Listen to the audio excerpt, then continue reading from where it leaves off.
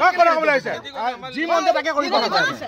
G আৰে যি মন যায় তাকে কৰিব লাগিছে ইয়াত কোনে আপোনালোকে এইটো কি পুখুৰী না চুইমিং পুল এইটো এইটো নাজানি আপোনালোকে হেতি কৈছে চুইমিং পুল সোসাইটিয়ে কৈছে আমাক নিজক দিছে আপুনি কেনেকৈ সোমাইছে আমি দুনিয়া ভালো ভাই আপুনি কেনে ইন্ডিভিজুয়াল কো মই ইন্ডিভিজুয়াল সংঘ কৰা না নকব ইন্ডিভিজুয়াল মাটি বিলাক খাম বেলা পুখুৰী বেলা আপুনি সংঘ কৰা এইটো মোৰ মাটি নহয় আপুনি মিছা নকব মাটি দোকান নাই নাই মাটি কাৰ আপুনি এমপি দিয়া ফান্ড দিছে চুইমিং পুল আপুনি ইয়াত কেলে পুখুৰী সংঘ নহয় পুখুৰী সংঘ আপুনি কেলে চাব দিব এইটো পুখুৰী সংঘ নহয় আমাক যিটো মাটি আপুনি শুনক আপুনি এটা সংস্থা নাম ল'ব সংস্থা নাম ইয়াত নল'ব মাটি কথাটো বাদ দিয়ক শুনক এই কথা হয় না আমি এই মাটি কথা হয় না আমি সংঘ কথা নহয় না ওয়ালখন তাত বনিয়া ওয়ালখন আহিছে চুইমিং পুল আপুনি ইয়াত কেলে বনালে হেতে কাৰণে কেলে বনাইছে আপোনালোকে আলোচনা কৰি আমাৰ এক্সিকিউটিভ অফিচাৰ স্যাৰ আপোনালোকে এটা কেলে সোসাইটি মানুহ আপোনালোকে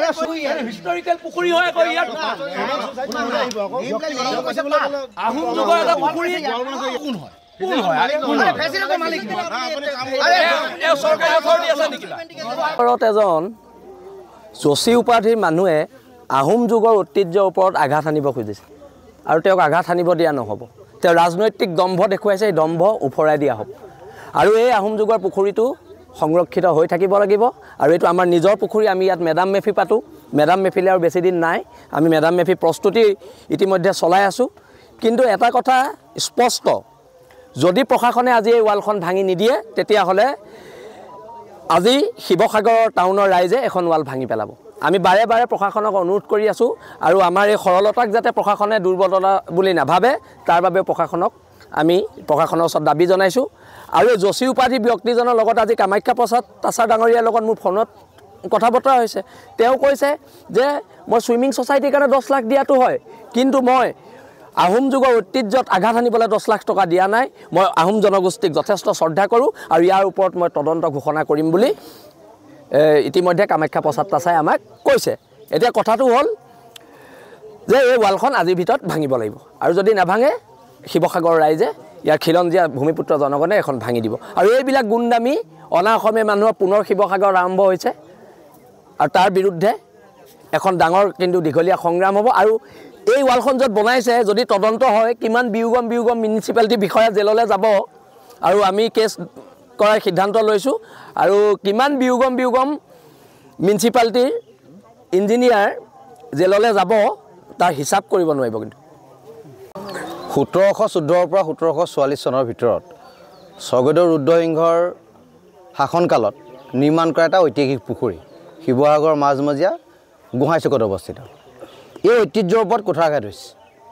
ৰাঘৱেন্দ্ৰ যোশী নামৰ এজন ব্যক্তিয়ে এটা সংস্থাৰ নাম লৈ ইয়াত দালালি কৰিছে 2 নম্বৰ কৰিছে আৰু তেখেতে চাহেওলা নামৰ এজন কোম্পানীৰ ঠিকাদাৰৰ লগত লগ লাগি ইয়াত এটা পইচা সৰলকি কৰাৰ প্লেন কৰিছে আৰু এটা সংস্থাক জনমানসৰ হেয় প্ৰতিপন্ন কৰিবৰ কাৰণে তেখেতে প্ৰয়াস কৰিছে গতিকে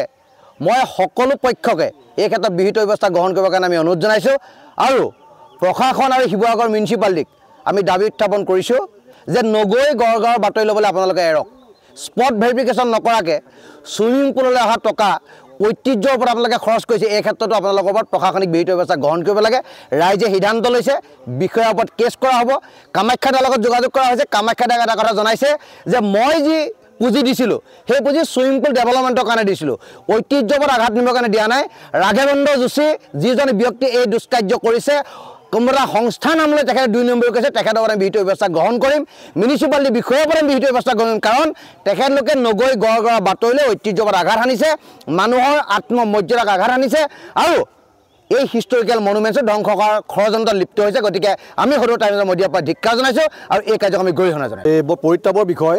ঐতিহাসিক শিৱসাগৰ জিলাৰ শিৱসাগৰ গোহাঁই গাঁৱত এটা অতি ঐতিহাসিক পুখুৰী আছিল পুখুৰীটোৰ নাম আমাৰ চেংমন বুঢ়াগোহাঁই পুখুৰী আৰু এই পুখুৰীটোৰ পাৰতে আমাৰ বিভিন্নজনে আজি বহুত দিন ধৰি ইয়াত বসবাস কৰি আছে ইয়াত পুখুৰীপুৰীয়া বুঢ়াগোহাঁই বসবাস কৰিছিল আৰু তেখেতৰ নামেৰে এই পুখুৰীটো নামাকৰণ কৰা হৈছিলে বৰগোহাঁই চেংমন বুঢ়াগোহাঁই পুখুৰী আৰু ইয়াৰ লগতে মৈদাম আছে কিন্তু শেহতীয়াকৈ স্থানীয় ৰাইজে এই পুখুৰীটোৰ কাষতে পুখুৰীটোৰ লগতে লাগি এটা সময়ত আমাৰ ছাত্ৰ ছাত্ৰীসকলৰ সুবিধাৰ কাৰণে সাঁতুৰিবৰ কাৰণে এটা ব্যৱস্থা কৰিছিলে আৰু সেই ভিতৰৰ ব্যৱস্থাৰ কাৰণে কিছু সেই পুখুৰীটোৰ এটা অংশ তেখেতলোকে অলপ ব্যৱহাৰ কৰিছিলে কিন্তু পৰৱৰ্তী পৰ্যায়ত লাহে লাহে তেওঁলোকে কোনো ধৰণৰ নিয়ম নীতি নামানি তেওঁলোকে মানে